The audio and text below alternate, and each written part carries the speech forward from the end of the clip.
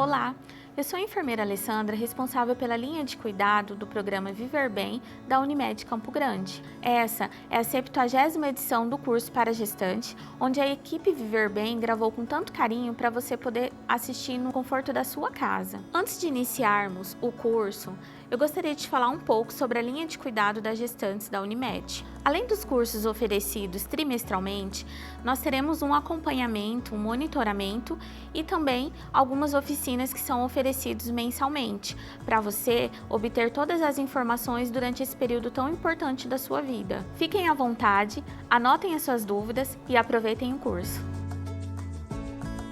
Eu sou a doutora Sueli Preto, sou pediatra, atuo nessa área há algum tempo e hoje veio aqui para falar para vocês sobre os cuidados da criança, do bebê até o 6º mês de vida. Eu selecionei algumas dúvidas, como o tema é muito extenso e aí se a gente fosse ficar falando aqui ia demorar muito, porque assim é uma situação que é muito particular de cada mês. E então eu separei alguns temas que é muito comum das mãezinhas, as dúvidas que ela tem no consultório, no primeiro mês, e aí depois eu fui separando assim, o desenvolvimento da criança no primeiro, segundo e terceiro mês, até o 6º, e vou falar um pouquinho com vocês sobre as diferenças entre as vacinas. Bom, vamos lá. Então assim, a criança até o primeiro ano de vida, ela vai à consulta do pediatra uma vez mensal. Todo mês. Então, no primeiro mês, geralmente ela nasce, aí ela marca consulta com 7 a 10 dias a primeira consulta e lá com 1 aninho ela volta no pediatra para nos trazer os exames e, enfim, dar seguimento. Então, aí depois do primeiro mês, ela vem sequencial até 1 aninho todo mês. Então, as dúvidas frequentes no primeiro mês. Então, a gente diz, as mães ficam preocupadas em imaginar que não tem leite ou o leite dela está sendo insuficiente. Não, a gente tem que se preocupar em dar peito para o bebê, aleitamento materno livre demanda, não tem um horário pré-estabelecido.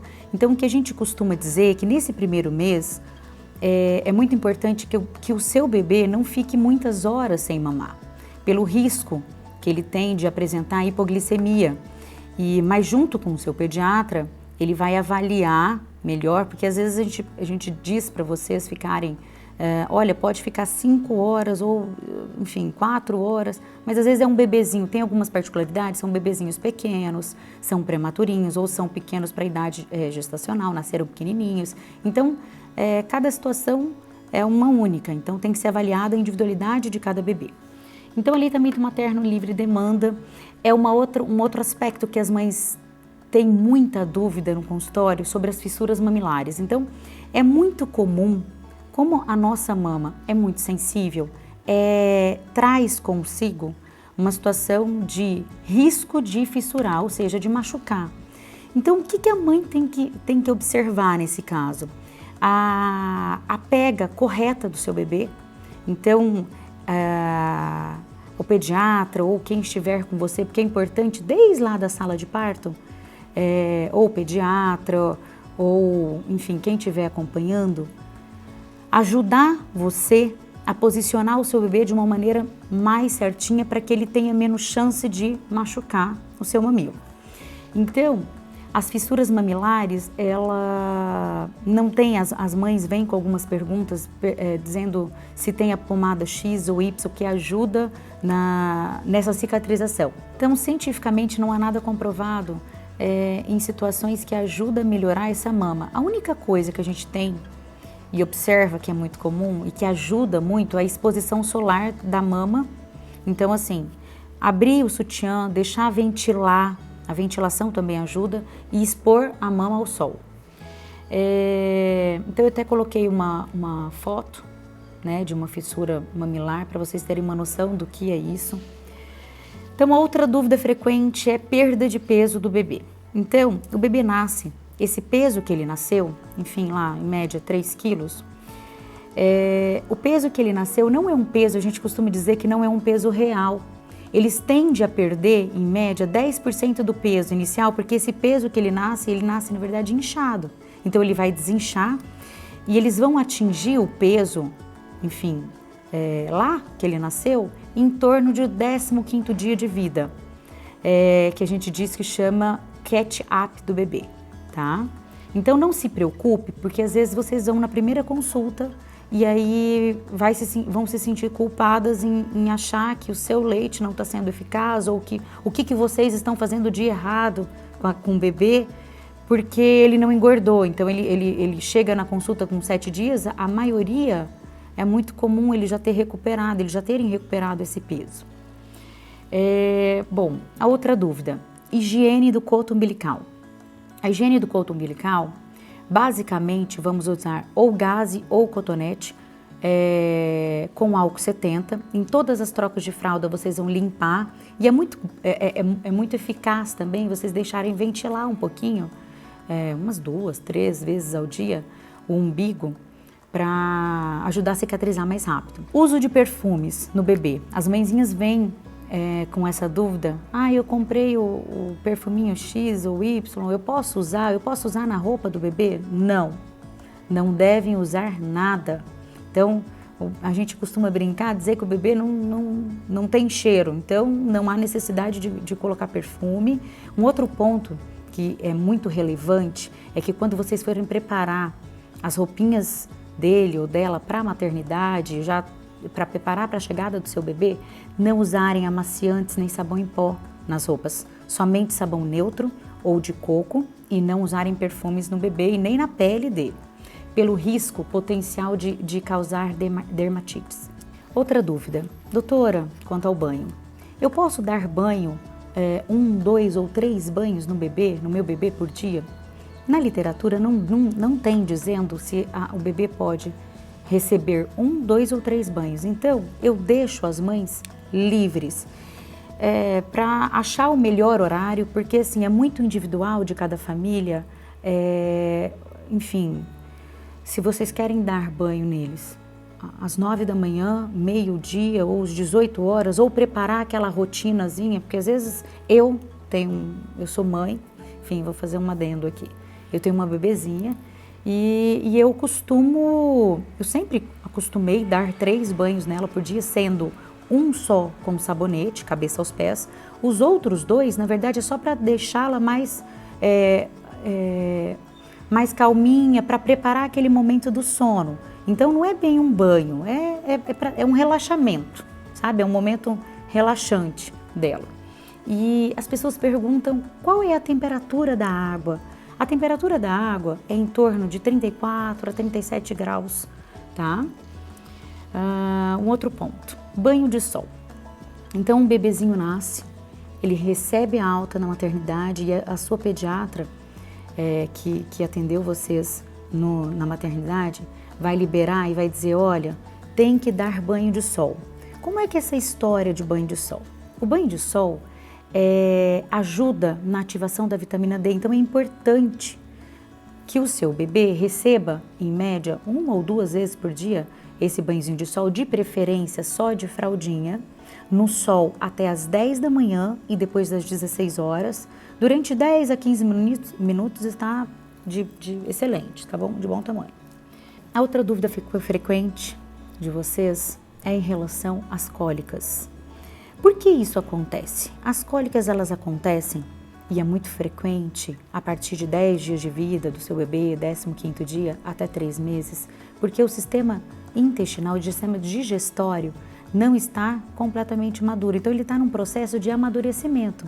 Então, vocês têm muita dúvida em relação também ao que vocês comem que pode aumentar ou que pode causar cólica no seu bebê. Cientificamente comprovado, a única coisa que tem uma relação que pode aumentar é quando vocês ingerem leite e derivados do leite em excesso. O restante não tem na literatura dizendo que possa causar cólica no seu bebê. Mas eu costumo dizer no consultório que é muito particular de cada mãe. Então, enfim, elas às vezes questionam, doutor, eu comi o alimento X, enfim, couve ou comi feijão e eu percebi que aumentou a cólica no bebê. Então, eu acho que é muito particular e eu deixo muito livre para que as mães observem e tenham esse tipo de percepção daquilo que vocês ingerem, o que pode às vezes causar cólica, porque às vezes na literatura não tem nada descrito, não foi visto, mas eu acho que é muito particular. O outro ponto é obstrução nasal.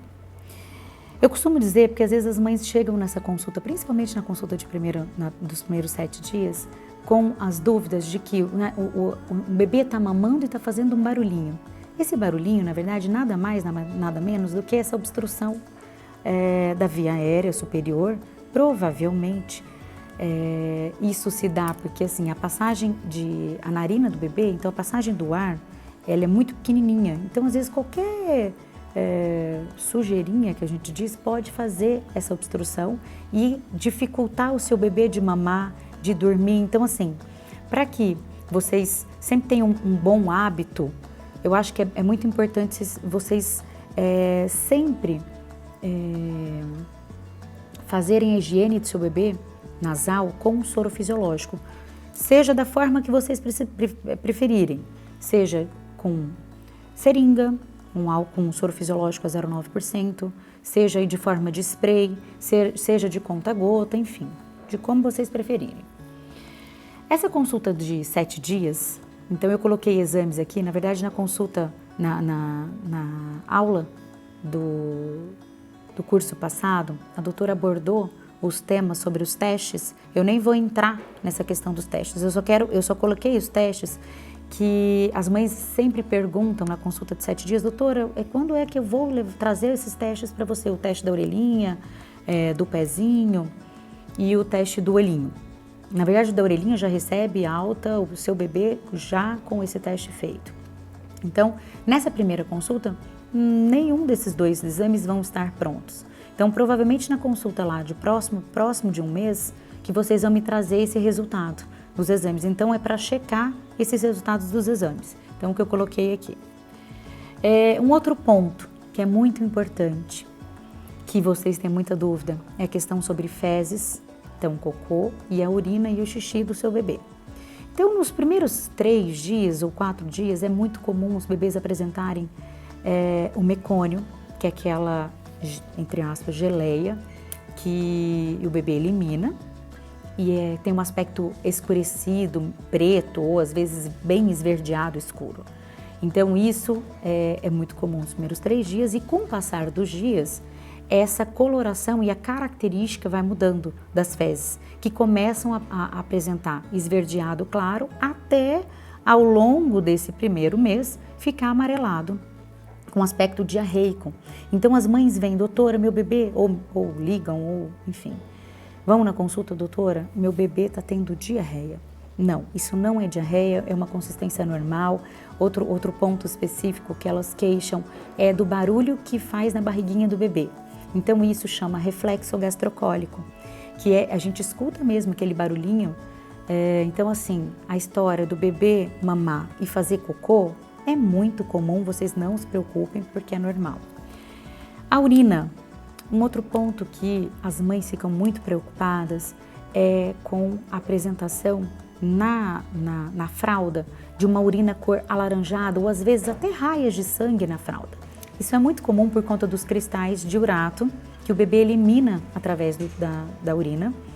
E as mães confundem muito como infecção urinária, ligam pra gente preocupadas e que o bebê está fazendo xixi com sangue ou apresentando essa urina cor alaranjada. Não se preocupem, porque isso é normal e isso tende a melhorar a partir do 15º dia de vida do seu bebê.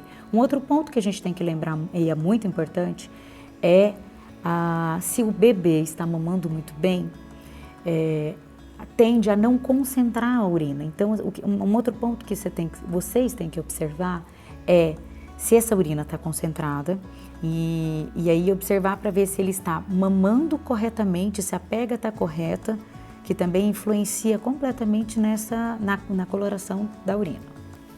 Sono. Então, o sono do bebê, as mães questionam ou leem muito a respeito e vêm com algumas dúvidas. Doutora, mas meu bebê não dorme como eu li, enfim, eles tendem a dormir de 14 a 16 horas por dia.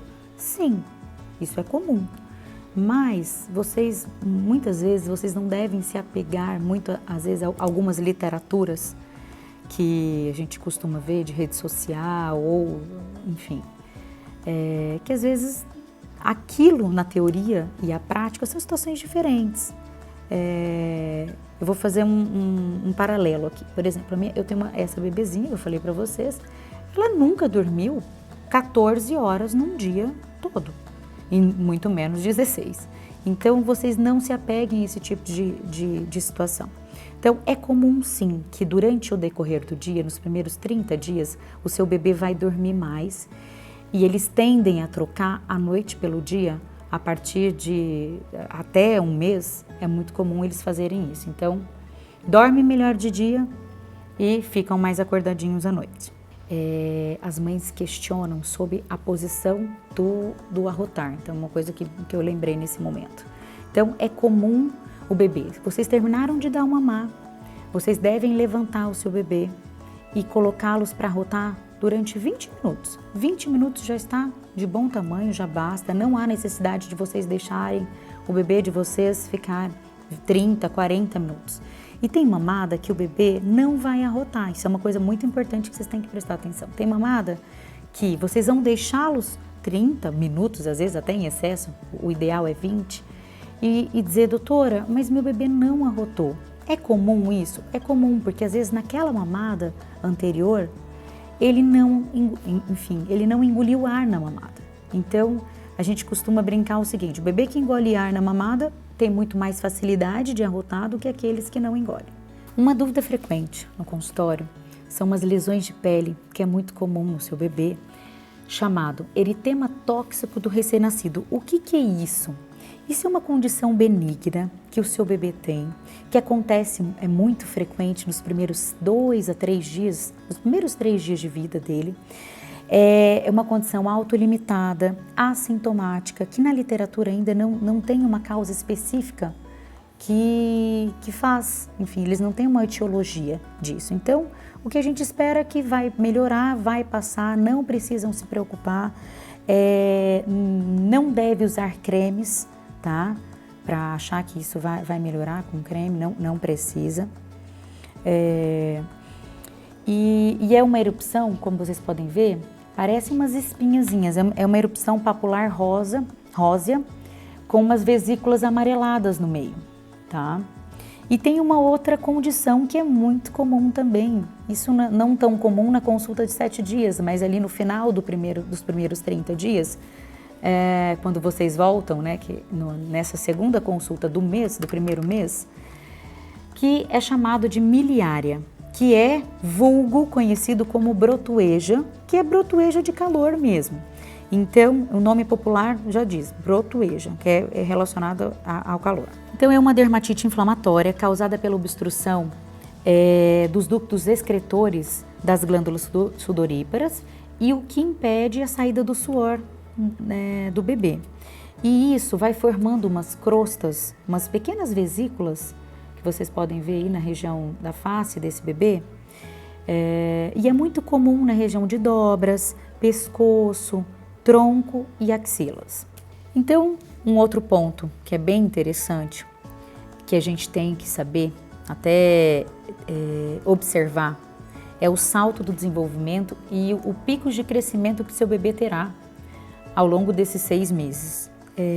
Então, assim, o salto do desenvolvimento são aquisições de habilidades funcionais específicas que ocorrem em determinados períodos, e isso pode desregular o sono do seu bebê, pode desregular a alimentação.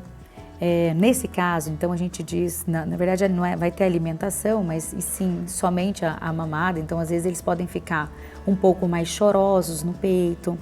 E o comportamento, de uma maneira geral, do bebê tende a dar uma modificada e eles tendem a ficar um pouco mais irritados, bem como quando acontece os picos do crescimento, que também são fases em que o bebê tem um grande desenvolvimento físico, crescendo alguns centímetros, isso também vai interferir no sono, no quadro, no comportamento do bebê ao longo do dia, e também apresentam irritabilidade.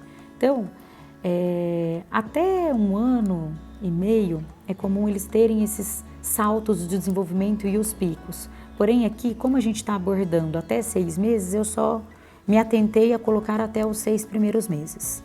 O calendário de vacinas do 2º ao 6º mês tem algumas particularidades entre rede pública e rede privada. Eu vou frisar alguns pontos para vocês, mas eu quero deixar bem claro que o Plano Nacional de Imunização, junto ao Ministério da Saúde, ele cobre a maior parte das doenças que são preveníveis. Rede pública, 2º mês.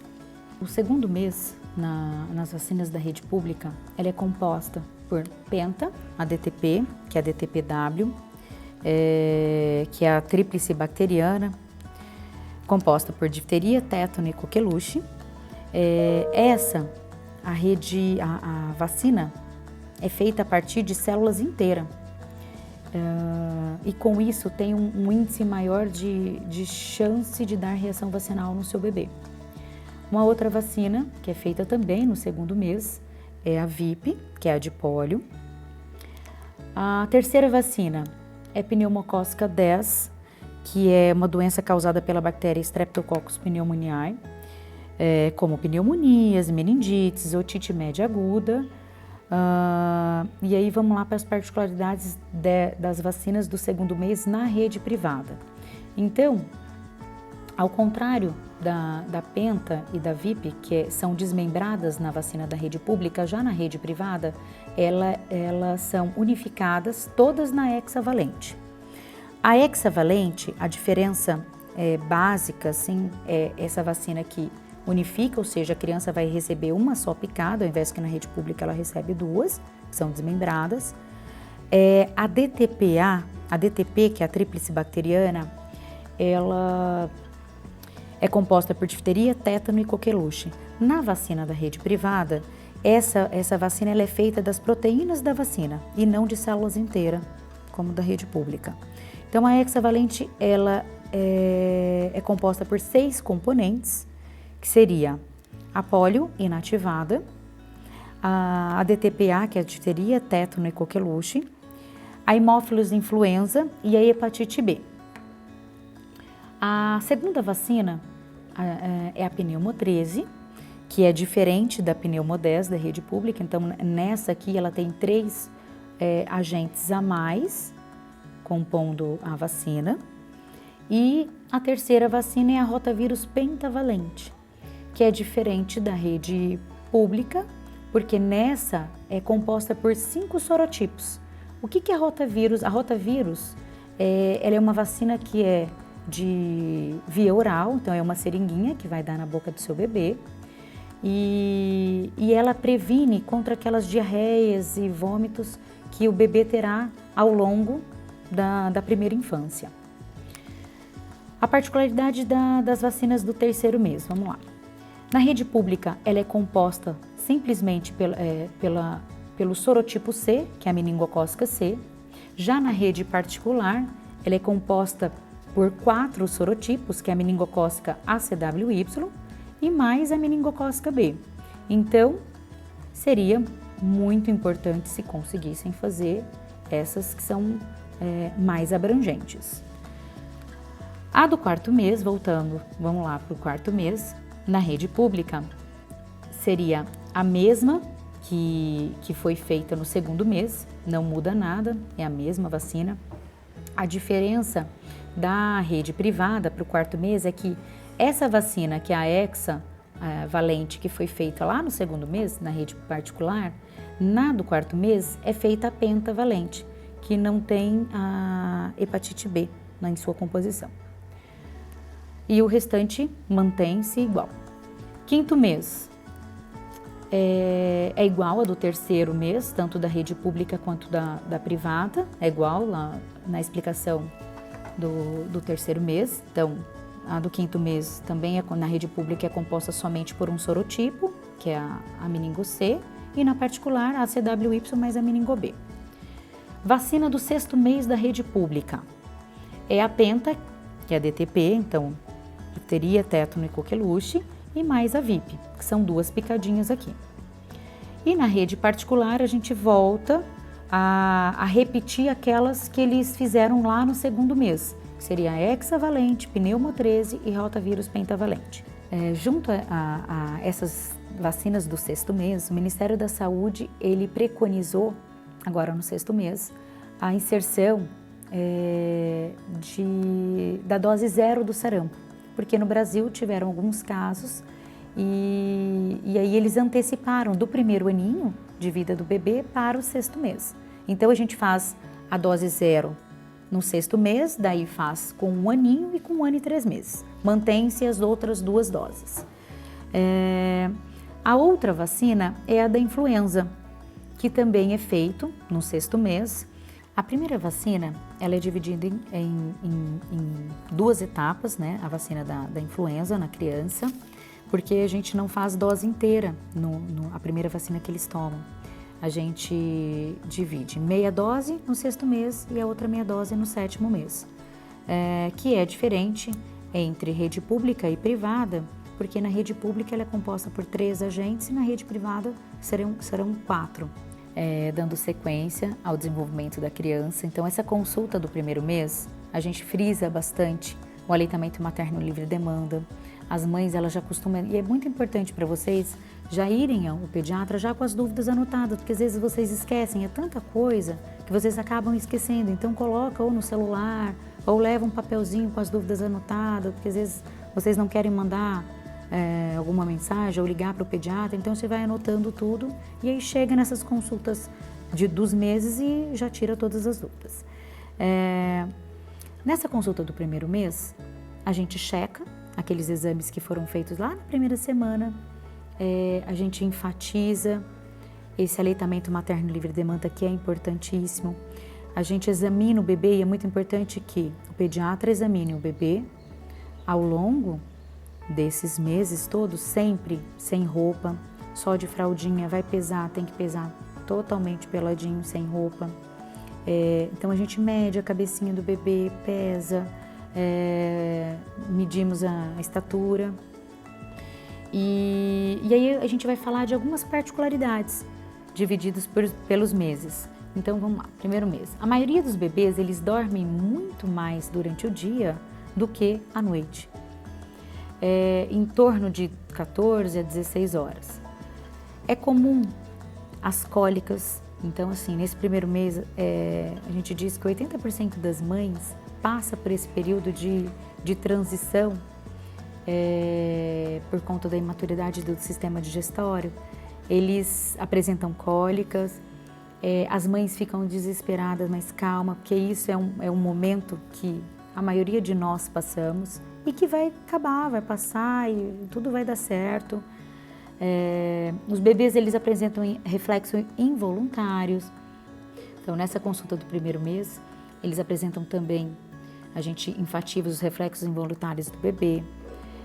As mães geralmente querem que a gente fale de algum marco do desenvolvimento, mas não é tão comum nessa idade eles já terem um marco tão notório assim. Então a gente começa a ver melhor esses marcos a partir do segundo mês em diante. Então eles não enxergam direito, porém eles são sensíveis à luz. Então às vezes quando vocês estão com o bebê de vocês no colo, passa um exemplo na frente de uma televisão, eles vão olhar esse reflexo luminoso. Então eles são sensíveis à luz, porém eles não enxergam.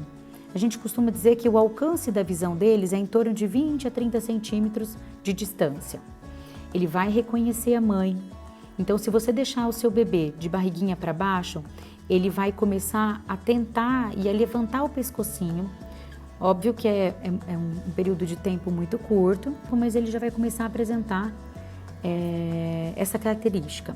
Segundo mês. Então, o marco mais importante do segundo mês é o sorriso social. Então, é um reflexo que o bebê tem e é muito comum. Eles começam a levantar o queixinho, sinalizando a musculatura do pescoço. Eles começam a seguir o objeto com o olhar. Eles já enxergam um pouco melhor, um pouco mais distante, porém a visão deles ainda não é nítida. Eles conseguem olhar fixo para o rosto, principalmente da mãe. eles mantêm a cabeça erguida por um período um pouco maior do que do segundo mês. No terceiro mês, eles começam, a gente diz que os bebês, eles nascem, eles aprendem a descobrir o mundo no terceiro mês. Então, é muito comum que o bebê tenha um salto absurdo no terceiro mês. Então, é como se eles nascessem, entre aspas, no terceiro mês. Eles começam a enxergar muito melhor, eles já enxergam colorido. É uma fase que é um marco muito importante, que é a fase oral. Então, eles levam a mãozinha à boca, começam a babar. Então, as mães questionam na consulta: doutora, mas meu bebê, será que já não está nascendo dente porque já está babando? Não, não necessariamente. Não estão apresentando a dentição ainda não. Mas é uma fase que eles já têm um controle da cabeça muito melhor. Eles já conseguem abrir e fechar as mãozinhas, eles dão gargalhadas, eles já vocalizam gritos como agu. Quando vocês começam a conversar com eles já respondem, começam a responder, né? Reconhece o rosto da mãe, o cheiro e a voz. O cheiro e a voz, a gente costuma dizer que ele já tem esse instinto, ele já sabe muito bem quem é a mãe, enfim, já desde antes. Mas é um marco que na literatura diz que é agora, mas a gente, observando isso na prática, a gente já sabe que o bebê, ele percebe quem é a mãe. No quarto mês, o seu bebê já vai sorrir espontaneamente para as pessoas. Então, você começa a brincar com ele já dá sinal de interação. Então, ele já vai interagir com você. E é um mês muito bacana, porque eles já estão muito mais espertinhos. Você coloca um objeto, e é muito importante a gente colocar um objeto um pouquinho longe para que eles tentem alcançar esse objeto, como até coloquei na foto do slide. E já segura esse objeto, já leva a boca. Ele já aprende a virar muito melhor. Eles imitam os sons que a gente fala com eles já começam a imitar os sons da gente, tipo balbuciando, como da, ba, ba, ba. Quando a gente coloca eles em pezinho, numa superfície rígida, eles já conseguem apoiar essa perninha também. Bom, vamos lá pro quinto mês. No quinto mês também é um marco muito importante, que eles descobrem os pezinhos. Então, ele segura o pezinho, mas não necessariamente eles levam a boca ainda, mas eles descobrem os pés e seguram.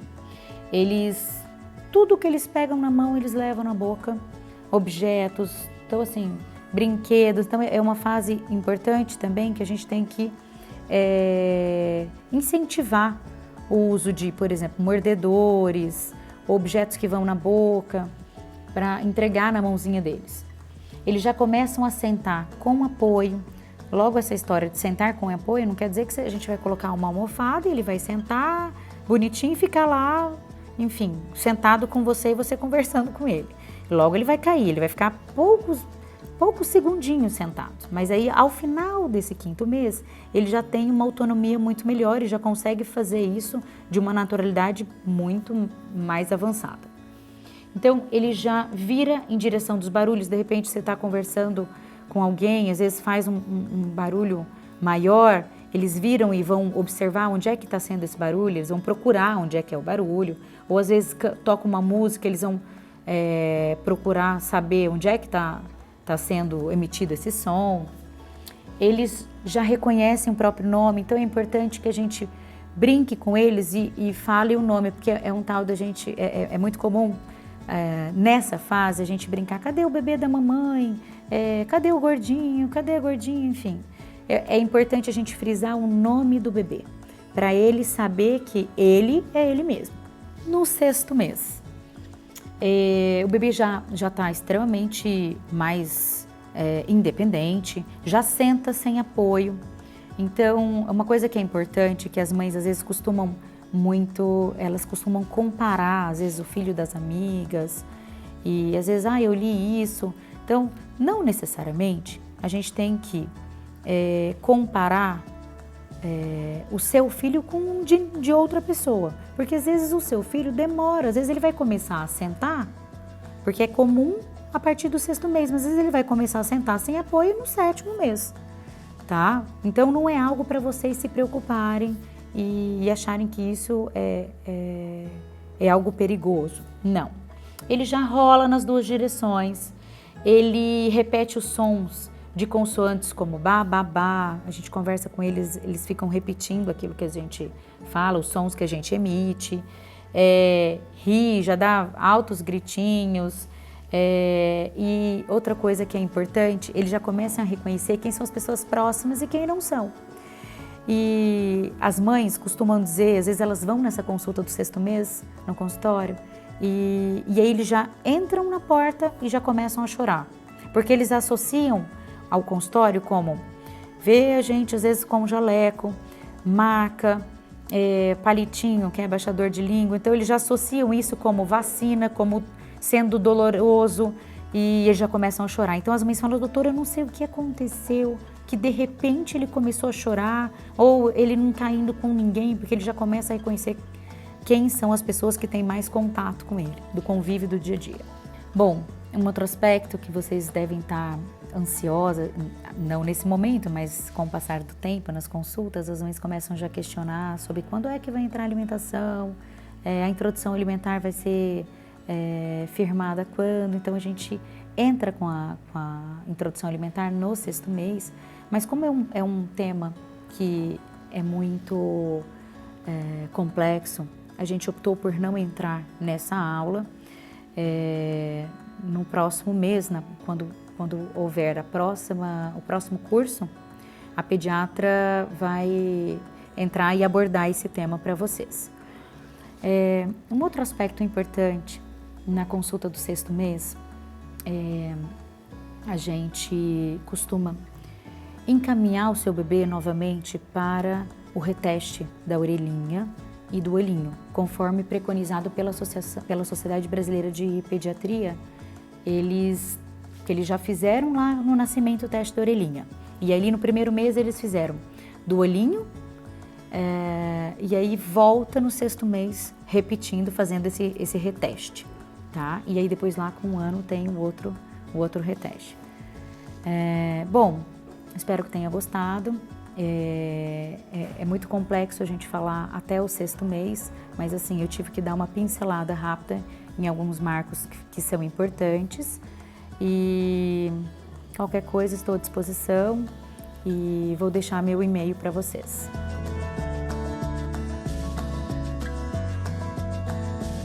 Espero que vocês tenham gostado dessa nova edição do curso para gestantes e para mais informações, entre em contato pelo telefone ou pelo e-mail da equipe Viver Bem. Até a próxima!